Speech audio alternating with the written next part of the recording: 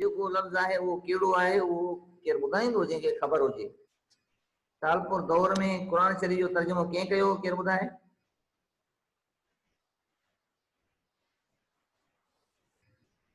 आखूंद लफ्ज़ अथसि, आखूंद अजीजुल्ला।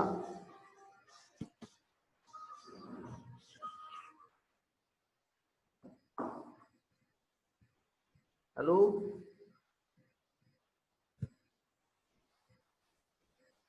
आवाज़ अचे पियो?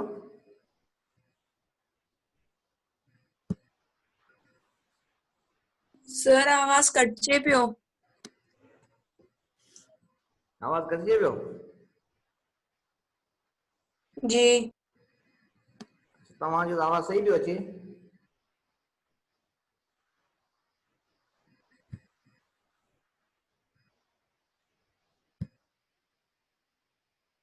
सर तव्हांजो वॉइस सफ़ा म्यूजिक वांगुरु पहुंचे।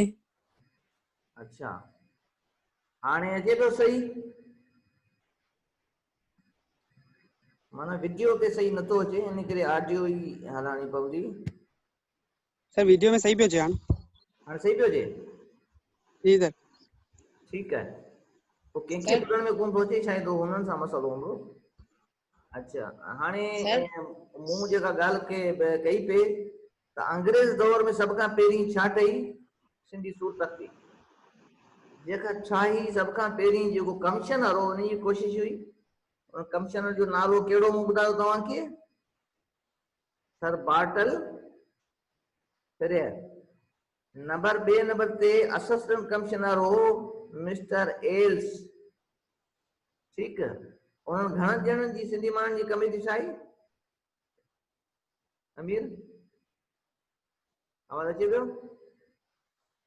जी सर आवाज़ अचे पियो? अचे पियो सर, अचे पियो बिल्कुल। हा न, घणनि ॼणनि जी कमेटी ठाही मूं ॻाल्हि कई? सर कमेटी 5 ॼणनि जी कमेटी ॿुधो ठही। कोन। घणनि जी? 5 ॼणनि। 5 जी 5 कमेटी ॼणनि जी। ठही ऐं उन्हनि में 2 ॼणा ज़िले ठटे जा हुआ, हिकिड़ो काज़ी हो। ठीक है, हुननि जेका आहे केड़ा हुआ? हाँ ज़िले ठटे केड़ा हुआ नाला त ॿुधायो। हिकिड़ो जो नालो आहे काज़ी गुलाम अली, ॿियो दीवान हो। ठीक है, ये 2 ॼणा हुआ। उन्हनि बि उन में हिसो वरितो ऐं उन्हनि जेको आहे सिंधी ॿोली खे बहितर कयो। उन में मिसाल तौर भे आहे त भे 4 नुक़्ता, थे आहे, इहो 4 नुक़्तनि वारो लफ़्ज़, अहिड़े क़िस्म जा जेके आहिनि कुझु ठाहिया लफ़्ज़। ठीक है, ऐं इन हिसाब सां 1953 में सिंधी सूरत थी ठही। ईअं ई सूरत थी ठही त तमामु घणा किताब शाया थियण लॻा ऐं छपजण लॻा। सम्झी न? हाणे हीअ आहे त किताब उन दौर में मौज़ू कहिड़ा कहिड़ा छपिया, जीअं मूं अॻे में ॿुधायो त नसर ऐं नज़म तव्हांखे मूं सम्झायो त नसर ऐं नज़म में कहिड़ो फ़र्क़ु आहे। त नसर माना, नज़म माना जेका शाइरी जा किताब हुजनि, नसर माना जेके शाइरी जा न हुजनि। ऐं उन में तालपुर दौर में क़ुरान शरीफ़ जो तर्जुमो थी चुको हो, नसर हो। ऐं ॿिए हिकिड़े माण्हू वरी पोएं दौर में तर्जुमो कयो हो, सफ़ा पोएं दौर में, उनजो नालो हो हाजी अहमद मला, जिन सॼो शाइरी में तर्जुमो कयो क़ुरान शरीफ़ जो। ॾुखिये में ॾुखियो तर्जुमो आहे शाइरी में करण जो, पर हुन जेको आहे शाइरी में सॼो क़ुरान शरीफ़ तर्जुमो कयो। उन में ज़बर माना को बि मतिलबु तब्दील न पिए थियो, ख़ूबहू माना साॻी पिए थी। ऐं उन क़िस्म जो तर्जुमो कयो, उहा वरी महिनत हुई। बहरहाल उहो पोइ दौर जो हो, उहो वरी नज़म में हो, उनखे पाण नसर कोन था चई सघूं। हाणे नसर जेके आहिनि, हिन में नसर जेके अंग्रेज़नि जे दौर में शुरूआत थी, उनमें अफ़सानो, नावल, मज़मून बि, इहे जेके आहिनि तक़रीबन इहे शयूं अंग्रेज़नि जे दौर में थियूं। हाणे उन में जो अफ़सानो या कहाणी या शॉर्ट स्टोरी, अंग्रेज़ी में तव्हां शॉर्ट स्टोरी पढ़ियो हूंदो, ऐं इहा जेका आहे जीअं ई अलॻि जुड़ी त शॉर्ट स्टोरियूं बि लिखजणु शुरू थी वियूं। पर उहे वरी ज़्यादातर उर्दू, हिंदी ऐं गुजराती, इहे जे 3 ॿोलियूं हुयूं, हिननि तां तर्जुमो थियो।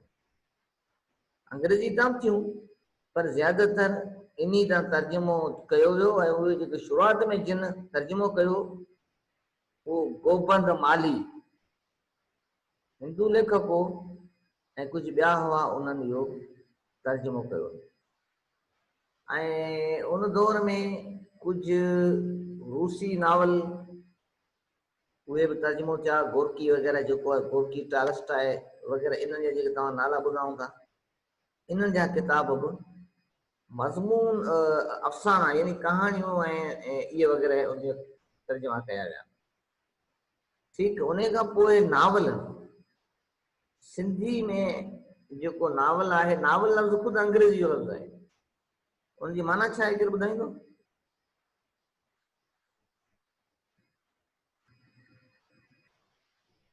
केरु ॿुधाईंदो नावल लफ़्ज़ जी माना छा आहे आवाज़ अचे पियो अब्दुल्ला बिरोई आवाज़ अचे पियो आमना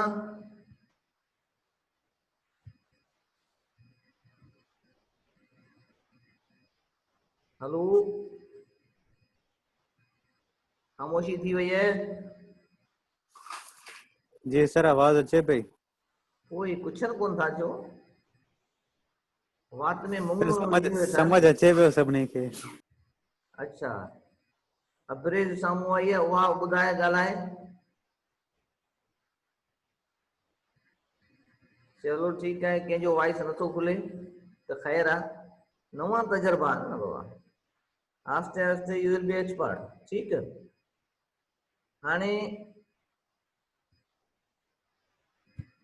नावल जेके आहिनि उनमें मूं ॻाल्हि पे कई त नावल जेका आहे नावल अंग्रेज़ी लफ़्ज़ आहे उनजी माना छा आहे नावल जी माना इहा आहे नोवेला माना नई शइ नई चीज़ जेका शइ अॻु में लिखी वेंदी हुई उहे कहिड़ी शइ लिखी वेंदी किसा कूड़ा किसा बाबा हिकिड़ो बादशाह उन जूं हुयूं 4 धीअरूं पोइ उन्हनि खां जहिड़ा थिया वठ वठां पोइ वॾो किसो हलंदो बादशाह पोइ ज़ोरी कंहिं ॿिए बादशाह सां वञी जंग कई ऐं अहिड़े क़िस्म जा जेके किसा हूंदा हुआ या जिन्हनि सां देहनि सां जंग थी अहिड़े क़िस्म जे जेके कूड़ा किसा हूंदा हुआ उहे रुगो दिलि विंदराइण लाइ माण्हुनि खे ख़ुशि करण लाइ हूंदा हुआ ऐं पर उन्हनि मां नई शइ जनम वरितो उहा वरी नावल नावल माना उहे ॻाल्हियूं जिन जा कुझु पेर ज़मीन ते बि हुजनि पेर ज़मीन ते माना धरती जूं ॻाल्हियूं कुझु हुजनि कुझु हक़ीक़तूं बि हुजनि हुनमें रुगो हुनमें ॿटाक न हुजनि ॻाल्हि सम्झ में आई न हाणे जेकॾहिं पुराणे दौर जा किसा हुजनि जंहिंमें हक़ीक़त हुजे ई न अमीर हमज़ो जेको आहे ॿिली ते सवारी करे पियो वियो हाणे इहे बि किसा हाणे ॿिली जे सवारी वारो लफ़्ज़ वरी तब्दील थी वियो बाबा हाणे घोड़े ते या कार ते सवारी करे पियो थोरी हक़ीक़त थी वई इन क़िस्म जूं जेके हक़ीक़तूं उहे वरी नावल में अचण लॻियूं ठीकु है ऐसी ॻाल्हि समझ में आई Excuse me, sir. जी हाँ ॻाल्हायो Sir, तव्हां सवाल पुछो पे मूंखां पर तव्हांजो आवाज़ इलाही कटिजी पियो अचे तव्हांजो जवाब कीअं ॾियां मूंखे सम्झ में न पियो अचे अच्छा माना थोरो वात वॾे ॻाल्हायां ईअं न आवाज़ अचे पियो हाणे हेलो सर इलाही कटिजी पियो अचे असल सिग्नलनि जा मसला हूंदा आहिनि इन करे थिए थो कंहिं न कंहिं वटि पर कंहिं वटि वरी सही पियो अचे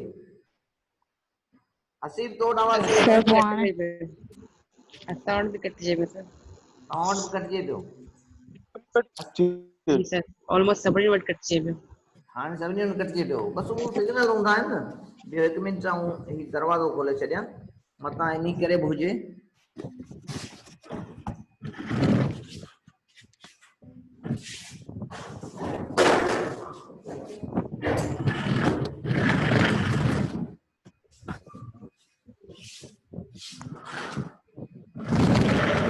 हाणे ॿुधायो भला कीअं हाणे आवाज़ अचे पियो सही हमना यस सर हाँ ओके सही जी है जी सर ठीक जी हाणे मोहन जे बारे में ॿुधायो पियो नावल नावल लफ़्ज़ जी माना कहिड़ी बि ॿुधाई तव्हांखे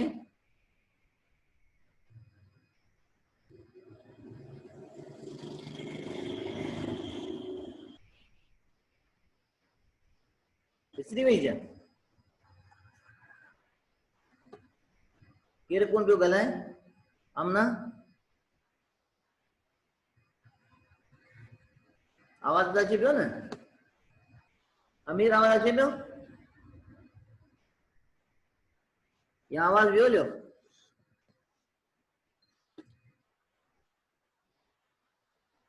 हेलो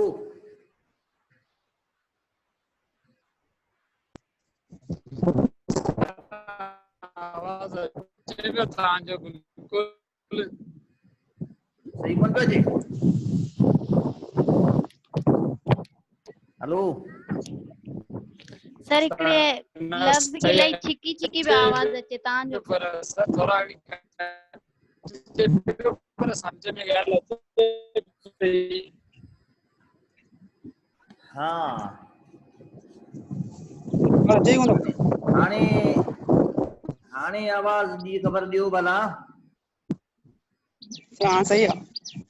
बस को हाणे सिग्नल जो मसलो आहे। बहरहाल ठीकु आहे, जीअं बि आहे पाण हिन टॉपिक खे पूरो करियूं था, पोइ वरी जेको आहे हाणे शुरू जो पोइ वरी नओं कंप्यूटर वठंदासीं स्पेशल, पोइ हुन ते ॻाल्हि ॿोल्हि सही थी वेंदी। ठीकु आहे। ऐं हाणे मूं ॻाल्हि पे कई नावल जी, जंहिंजी माना आहे नई शइ। तव्हां वटि आवाज़ कोन थो पहुचे, शायदि तॾहिं तव्हां जवाबु कोन पिया ॾियो, इन करे तव्हांजो ॾोह न आहे। पर मूंखे जेको आहे हिकिड़ो ॼणो जेको आहे उहो रिप्लाई कंदो रहे, ऐं जेॾी महिल चवां हसीब या अमीर या को बि उहो ॿुधाईंदो रहे त आवाज़ अचे पियो या न, त पोइ उन हिसाब सां वरी माण्हू ॻाल्हाए। ठीकु। ऐं हाणे आवाज़ अचे पियो अमीर? हाँ सर आवाज़ अचे पियो। ठीकु आहे। अच्छा हाणे मूं ॻाल्हि पे कई त नावल जी माना आहे नई चीज़। उहा कीअं जनम वरितो? पुराणा जेके किस्सा हूंदा हुआ, ॻाल्हियूं हूंदियूं हुयूं, उन्हनि में हक़ीक़त घटि हूंदी, पर पोइ हक़ीक़त खे पेश करण जे लाइ, हक़ीक़त खे मंज़र ते आणण जे लाइ वरी थोरी उन में नयूं ॻाल्हियूं अची वयूं। जीअं मिसाल मूं अव्हांखे ॿुधायो त कंहिं पुराणियुनि ॻाल्हियुनि में आहे त कंहिं कुकड़ ते चढ़ी सवारी करे मैल पंधु कयो या ॿिली ते चढ़ी वियो।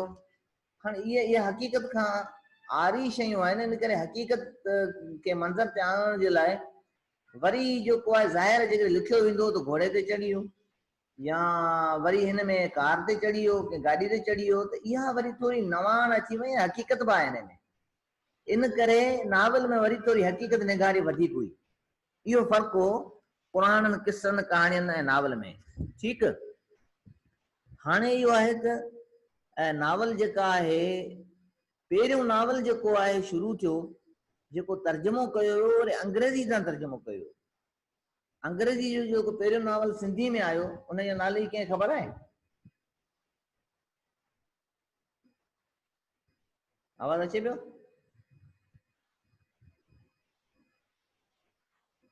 हसीब? जी सर तव्हांजो आवाज़ अचे पियो, ख़बर कोन्हे हले किथे ॻाल्हाईंदो। हा ख़बर न आहे त उहो ॿुधायो, त पोइ वरी उन हिसाब सां माण्हू अॻियां वधंदो वञे। छा आहे, ज़रूरी कोन्हे सभु शयुनि जी ख़बर हुजे माण्हू खे।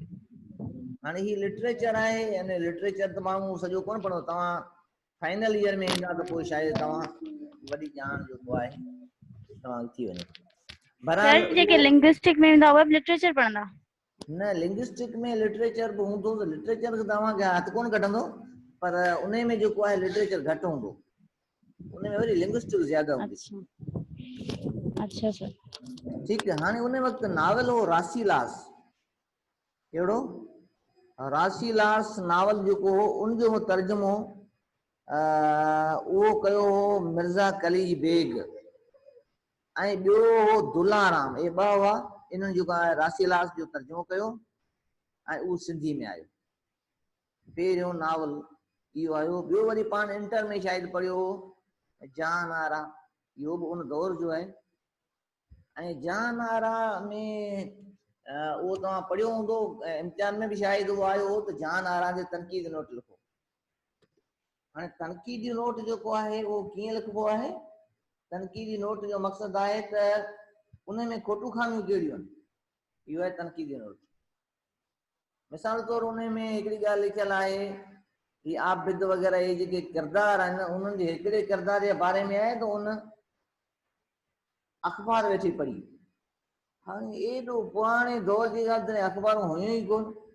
ऐं ज़ाहिर आहे इहो जेको आहे ज़मान ऐं मकान ऐं उन जे उबतड़ आहे इहो जेको नावल वक़्त ऐं हालतनि ते लिखियल हुजे पर उहे हालतूं उन दौर जी अक्कासी न कनि त उहो उन नावल में बि खोट आहे उन कहाणी में बि खोट आहे त इहा वरी उन जी वरी तनक़ीदी जेका पॉइंट आहे तनक़ीद कीअं कजे इहो वरी हिकिड़ो जुदा सब्जेक्ट आहे पाण वटि बि सिंधी में बि सब्जेक्ट आहे तनक़ीद कीअं कजे पाण जेसि ताईं पुॼी सघूं अच्छा नावल आवाज़ खां अचे पोइ थी? जेको ॿी शइ जेका हुई उहा हुई ड्रामो सिंधी में ड्रामो सभ खां पहिरीं जीअं लिखियो हो उहो उनजो नालो हो हाणे नालो तव्हां खां पुछण थो चाहियां उन 450 किताब लिखिया आहिनि सिंधी में जीअं माण्हू 450 किताब लिखिया आहिनि ऐं ज़ाहिर आहे उहा पाण उन्हनि खे चऊं त वॾी का चीज़ हूंदी उनजो नालो तव्हांखे अचणु खपे केर बि तव्हां मां ॿुधाए उहो माण्हू कहिड़ो हूंदो एतिरा किताब वधि में वधि उन लिखिया आहिनि उहो अंग्रेज़नि जो दौरु उन हर मौज़ू ते तक़रीबन लिखिया आहिनि अॻियां लफ़्ज़ मिर्ज़ा अचेसि थो पोयां जेको तव्हां ॿुधायो आवाज़ अचे पियो